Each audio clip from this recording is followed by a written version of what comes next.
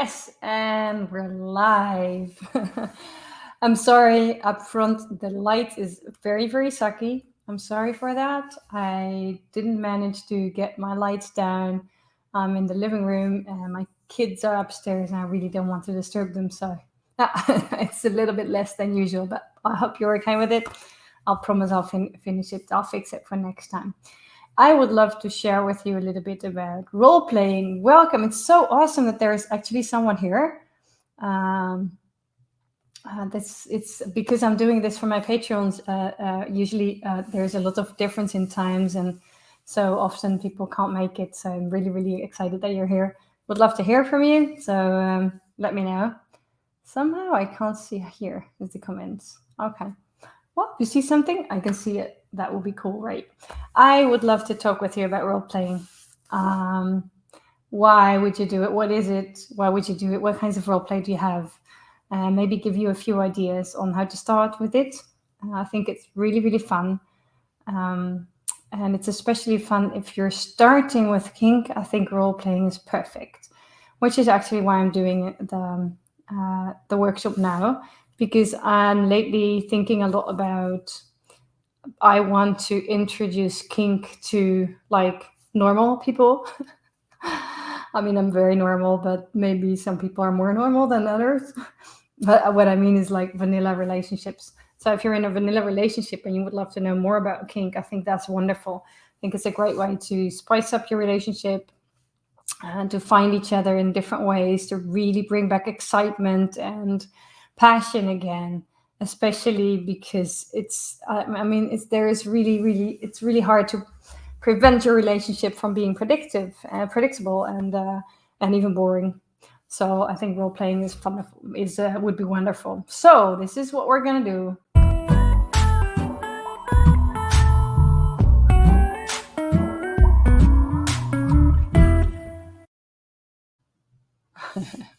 I really like the picture that you made. I know you can see it also. It's the thumbnail, and it was actually when I was filming the last time I was filming in the studio, where I always record my videos. It's from a guy, and he has a more BDSM shoots there sometimes, and there was like I don't know what that's called, but what is for horses? It's for pony play, so it's like really like some kind of thing to go over your skull. What they use for it's for the head of a horse also. I'm sorry, I can't remember the English name for it, but it was really beautifully made. It was from genuine leather. It was pink, and I loved it so much. I really needed to try it. And he told me that it was actually made for one of his actresses, and somebody paid to actually make a shoot of it. And but it didn't fit because it was too small. But I have a really, really tiny head, so I fit it in, and I really liked it. It's amazing what it does to you just to wear something. And that's actually one of the things that I would love to talk about. What is role playing doing with you, and how you can use it, because I think it brings up so many possibilities. Role playing, in a way, I mean, the first thing that I would love to talk with you about is what is actually role playing. Because role playing is like what it says is you're playing a role, and it means that you can step outside your normal who you are, which is in a way funny because we're always playing a role. I have 2 kids. Sometimes I play the role of a mother. I mean, and now you can say, like, is that really a role that you're playing? Yes, it is. And you know why? Because there was a time that I wasn't a mom. And there is also a time that when I'm going out with my girlfriends and we're having fun, I'm really not feeling like a mom. And there are so many other roles that we take. I'm having a role as a trainer. I'm having a role as someone who's making videos for YouTube.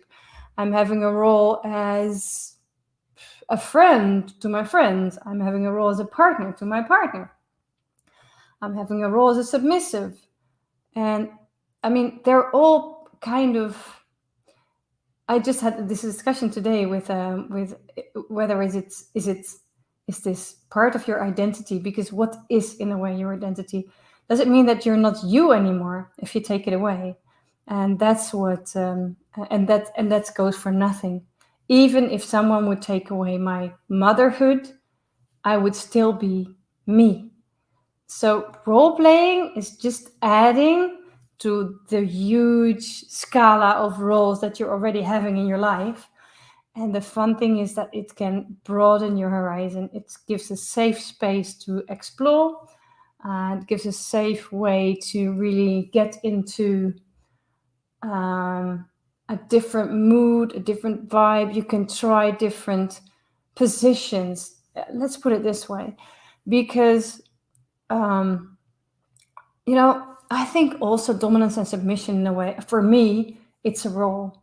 I mean, I love it a lot, and it's a lot harder for me to take on another role than the role of the submissive. But in the end, it's always a role, because when you take that submission away from me, I'm still me.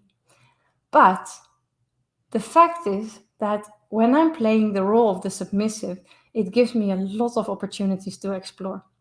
I can explore things that I might not have wanted to explore without being in that role. And I can imagine that this, for a lot of people, gives a lot of extra.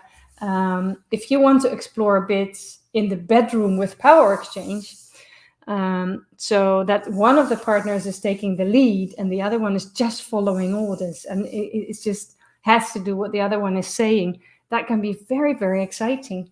And that's, in the end, it's a role. And you can start playing with it and just take the pieces that you want to explore. I'm going into how do you prepare for that well, and how do you discuss it. But this is why you want to do it. It gives you so much opportunities to explore. For instance, one of the things that I explored a while ago is I like cats. I like their playfulness. I like their kind of arrogance. And then I got the assignment that I had to really dress up like a cat. And I got all kinds of tiny assignments that I had to do, like roll over and purr. And I caress myself. I'm on a distance, so a lot of the assignments that I got were on a distance. So this was a type of play that I did alone, which gives me a safe space also to explore. But it was really nice to see what it was doing to me, just crawling around and having just like being a cat, and I felt like really elegant and playful. Purring. I was purring, and I loved it. And it's a fantastic way also to explore, for instance, areas that might seem quite scary for you. So things like humiliation, for instance, eating from a bowl. It's one of the things I talked about it before, but I can imagine that if someone would say like, you should eat from a bowl, it's like, are you out of your freaking mind? But the point is, as soon as it's in role play, it suddenly has a place, and it has a meaning, and it has a different symbolism to it. And then suddenly it's nice to explore, and then you can really feel what it feels like to do that. So it creates a safe space to play and to try and to explore what you like. So this is what I really like about it. Now, let's see. There are a lot of different types of role playing. I already touched two of the more kind of extreme ones, and that's pet play. So it's in the BDSM scene. Pet play is there's a lot of people with that kind of kink. For instance, that's one of the things that I found out. It's not for me, but it's called pony play, and it's about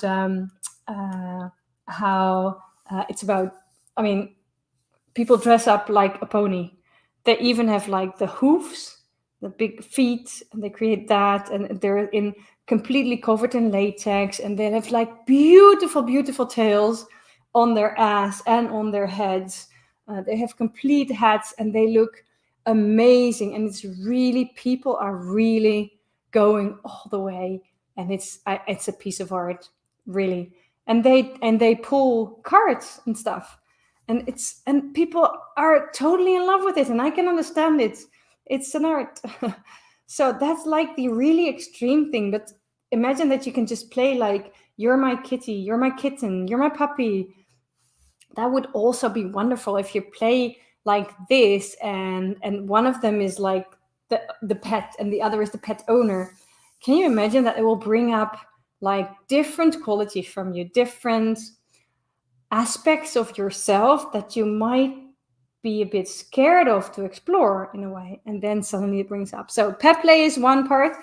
I think also in dominance and submission there's a lot of role playing, and I'm pretty sure that if you're in a total power exchange, like no dominance or submission, that is really my core and it's who I am. But yeah, imagine that. Think back of what I said about, in a way, nothing of that is your identity. It's all about, in a way, we're always playing a role. So if you're not into dominance and submission, but you would like to explore a bit in that kinks, then it would be great to actually start with that, like really like taking the role of the dominant and taking the role of the submissive. And if it's not like really comfortable for you, you can also switch it and just try if it fits you. Because I think because it's a role, everyone can play each role. But it doesn't say that each and every role fits you, that it's fun for you to do. I mean, I really loved to be Cinderella, always. It's my favorite fairy tale. And as soon as somebody told me that I should play Cinderella somewhere, I would be thrilled and I would be super happy with it. And that's all I needed. And that would be quite easy to play. But if you would ask me to play a horrible stepmother, that would be a lot harder for me. It's also for me, sometimes I'm in a dominant position, but it's not that favor. It's not that easy for me to play that. But I like it because I can explore. I can explore my sadistic side. I can explore ordering somebody around. And that I actually do like every now and then. So there's plenty of things that you can also explore if you just, and in a way, all you need to do is just tell, like, you're the one in charge and you're the one that's not in charge. And I'm going again into that, how you do that before you start with your role play, because that it requires a little bit of communication up front to do it right. No, but there's many other ways of doing role playing. For instance, you could play a story. If you ever heard of Comic-Con, there are a lot of people just dressing up, and they dress up like comic characters. But there's also there's men who love to wear women's clothes, but there's also women who love to wear men's clothes. Even though that's more normal and more accepted, it can be a very nice way to do some role playing, and it gives you the opportunity to explore your feminine side if you're a man and your male side if you're a woman. So it might bring up some more of the energy of the opposite energy, and I think that's just really a lot of fun to play with. And in that sense, you don't have to do role playing altogether. I think role playing is a lot more fun if you actually have like a counterpart, like someone to play with, because then you can actually be in your role. But in a way, you can always do it alone. You don't. In the end, you really don't need someone. You can totally dress up. You can totally like be in that mood. Get there. It's not that complicated. There's other ways that are like, for instance, last week I uploaded a video about stripteasing. Striptease in a way is also playing a role. It's first of all playing the role of a striptease dancer. It can be playing a role of a whore, or of a very sexy woman. And how often do you like really take out that sex bomb that is deeply hidden somewhere inside you? I am sure that your partner would love to see that every now and then. And the striptease is a fantastic way to do some role playing and to get the sex bomb out. So that's for role playing. A striptease also can be role playing. You could wear a uniform. make it a nurse uniform as a woman. Do an army uniform, being a firefighter, a marine officer, a pilot. Yummy. I mean, pretty much anything that looks like a uniform to me is a huge turn on. But even more than that, the fact that somebody is actually taking that role and putting the effort in it, that's already, you're scoring points, man. Really.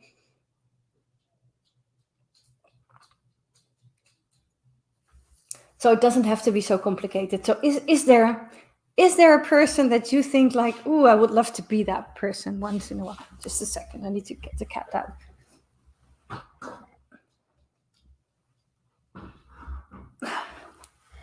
Probably needs to pee or so. Something else very important. She's the boss, huh? So is there anyone or anything that you would like to be? Then think about it and think about what would you do if you were that person? What would you do if you could be that person? What would you be like? Explore. I mean, people ask me sometimes like, if you would be a man for a day, what would you do? Well, for me it's very easy. I would go out, I would drink a lot of water, and I would pee against trees. Pretty much all day, probably. Of course, I would like to know how it is to have sex. Uh, and there's other things. I mean, I would like to know how it is, what it's like to jerk off. I mean, I'm suddenly having a body part that I never had before, but the fact that I can actually pee against trees, that would be, I would love that. So that would be fun. So that's one of the things that I would like to explore. But think about it. If you're having a fantasy or a secret desire that you feel a little bit embarrassed, or at least, you're holding back, and it's a bit scary to talk about it with your partner. Think about in what type of role you would be able to execute that. And then what you could do is have a discussion with your partner on doing some role play in the bedroom. If at least if it's a fantasy that's sexual, of course. That for me would be really interesting, and then I would love to see, and I would be, even if I would never ever have thought about this type of kink or anything, then that would be really nice to try for once. I'm pretty sure that, I mean, I have to think back to the times that I wasn't kinky at all, and I had a partner.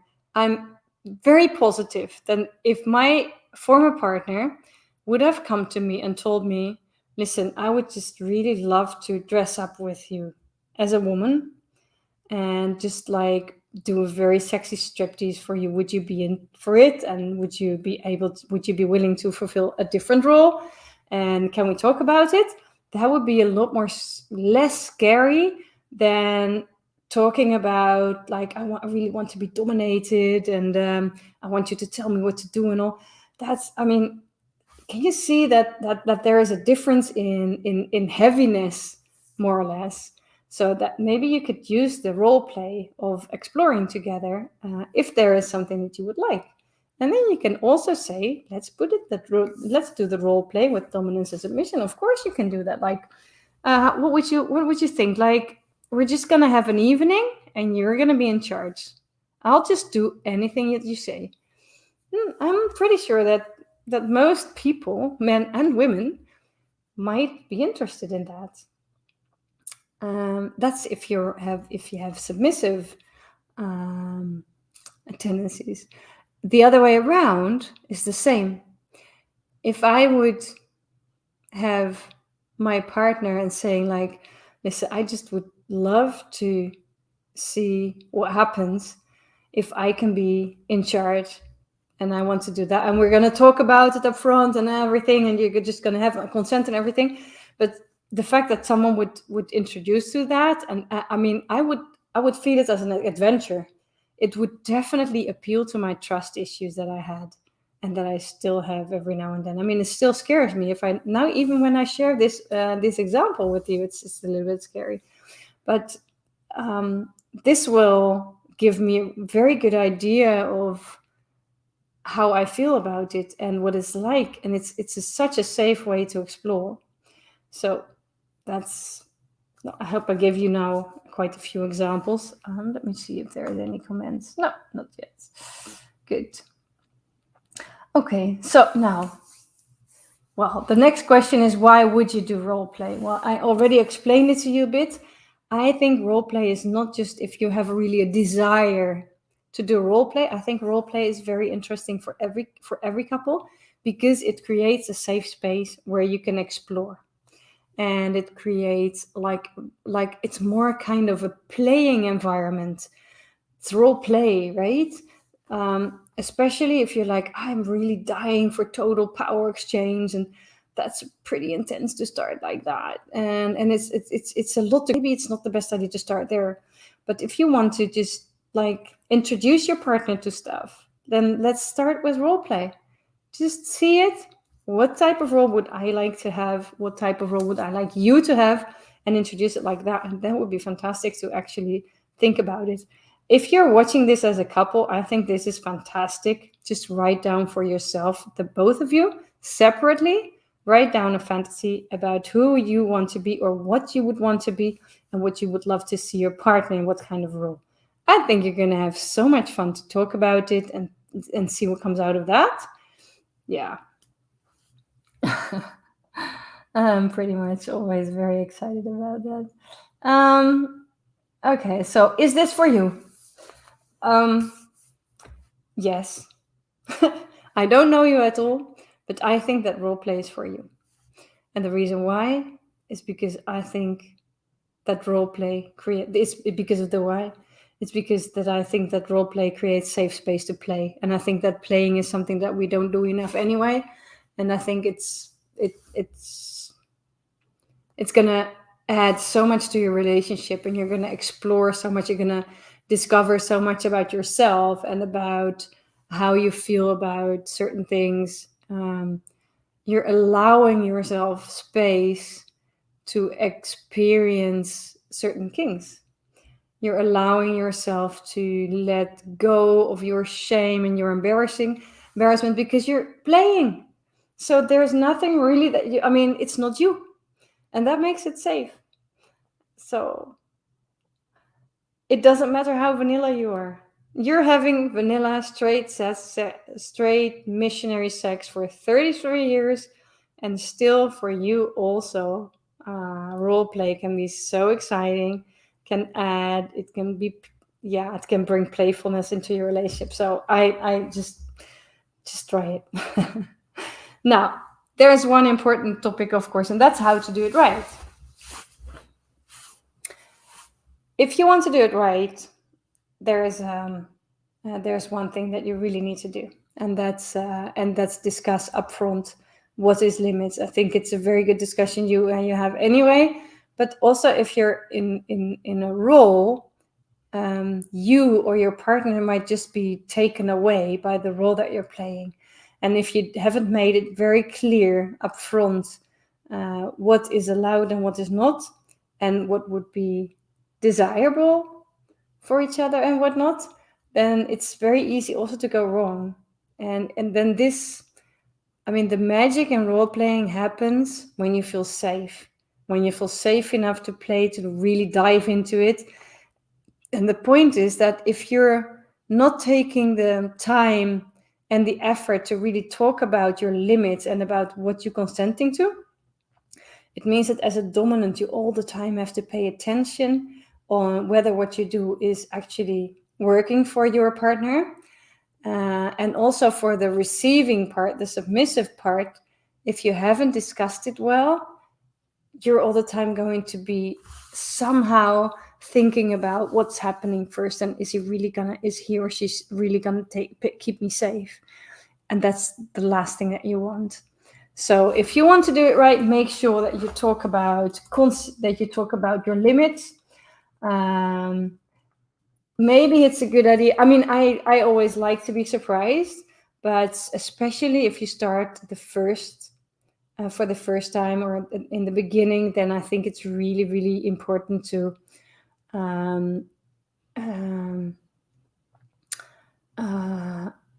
to make sure that you actually have like some kind of scenario that you know up front what's going to happen. And I mean, you don't have to discuss all the details. I wouldn't, because that would take all the fun out of it.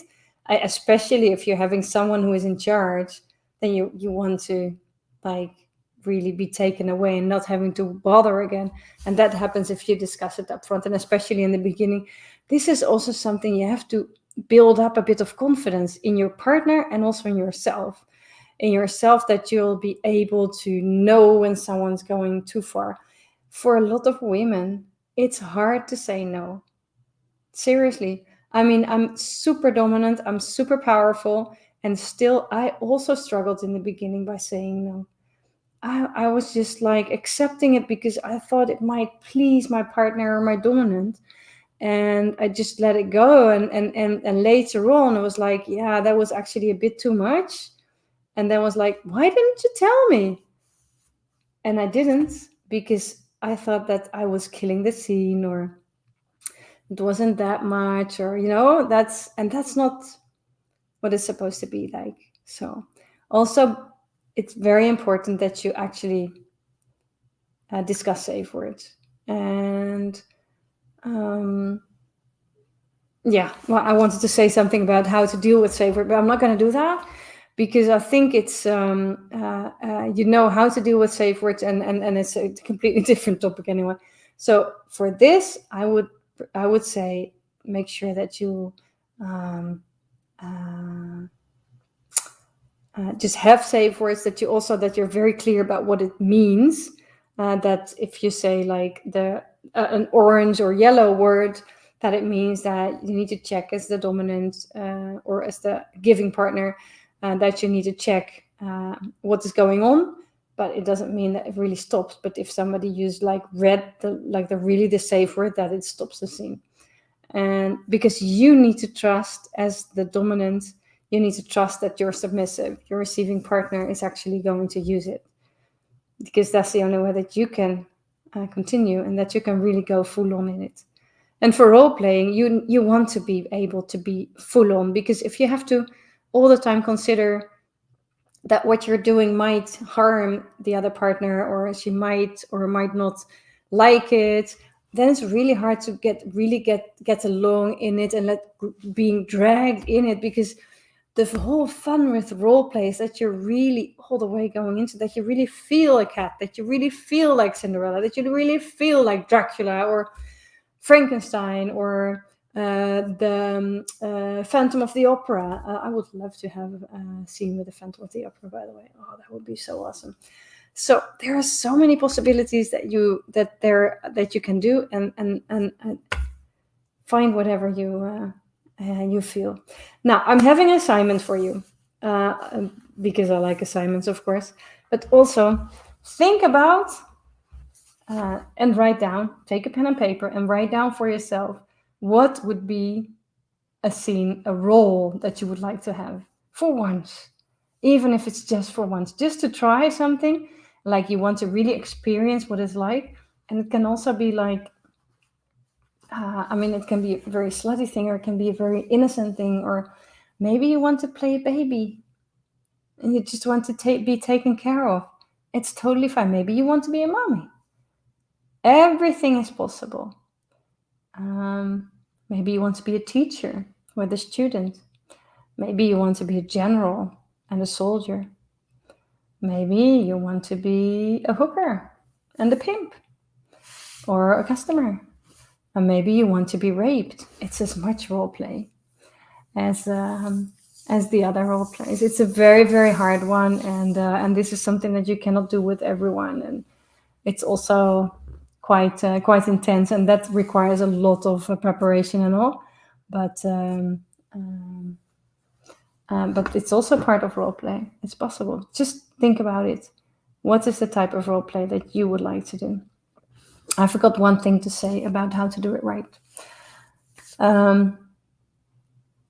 I believe that aftercare is as important as the preparation. So before you discuss, but afterwards you take the time to talk about it together, what it was like for you, the insights that you got about yourself, about what you love, about what you hate, the things that you like, the things that you were confronted with.